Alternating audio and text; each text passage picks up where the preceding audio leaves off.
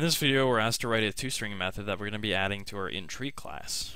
Our method should return empty for an empty tree, and for a leaf node, it should return the data stored in as a string, and for a branch node, it should return a parenthesized string with the three elements, the data of the root, followed by the data in the left subtree and the right subtree.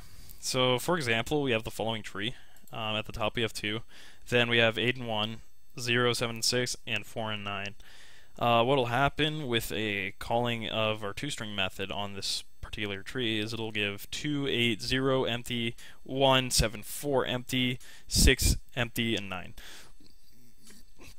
So, as you can see here, 6 is a branch node here, and it branches off into a null value, which we're going to return as empty, and then it branches off into a 9. The 7 does the same thing. On its left side it has a 4, and on its right it has nothing there, so we're going to call that empty. And same thing goes for the 8 up here. So without further ado, let's get started. So what do we know? Our type is going to be of string. And yeah, I mean, well, for every public method in our class, we're going to have a private helper method. So that seems fairly easy enough for our public method here. So we're going to say public string toString is going to be equivalent to just a return of our toString method in our private helper, which is going to take in an overall root because we want to be able to tell where we're at in our tree. So given that, let's get started with the header here. So the header for the private method is going to be type of string, and we do know that it is going to take in a inTree node because we want to see what we're looking at in the tree. So it's going to be private string toString, take in the inTree node here, and we're going to just call it root. So what cases do we have to consider? Well, we have to consider an empty tree, a leaf node, and then a branch node.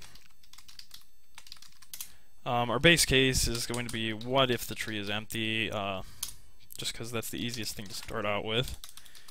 So we're going to say if root is equivalent to null, then what we want to do is we just want to return the string empty. After that point, we know we're going to be dealing with either a branch or a leaf node. So what we could do is we could test for the leaf node, and the way we're going to do that is with an if-else case here. So we're going to check the left side to see if it's equivalent to null, and then we're going to look at the right side and see if that's equivalent to null. Because at that point, we know that we have no further subtrees to look down upon. So, yeah. What was it that we actually wanted to do here? Let me look at the spec really quickly. For a leaf node, it should return the data in the node as a string.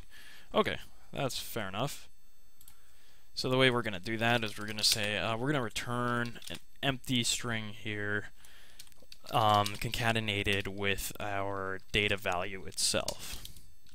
Okay, so now that we've dealt with an empty tree and a leaf node, we're down to our final case, which is, at this point, we know it's a branch node because we have gone through all the other possible cases. And what we want to do here is we want to return a parenthesized string that contains the data, the left subtree, and then the right subtree. So the way we're going to do that is we're going to say, alright, let us return, if I could spell return right, the parentheses plus our root.data plus a little comma here because we want to divide these things. When we looked at the spec here, we noticed that there is a 2 comma space, so forth, so we added that comma and the space there. And the way we're going to get the left side is we're going to call upon our toString method, and we're going to start traversing down the right or the left side. And then after that, we're going to say, okay, we've traversed that side. Let's add another comma and a space there so that our toString looks nice and pretty. And we're going to call our toString method and traverse around the right side here. And then at that point, I believe that was it. Yeah, the right representation of the subtree. So at that point, we know that we can actually close off our parentheses there. And close that off. 1, 2, 3. And that should do it for this video.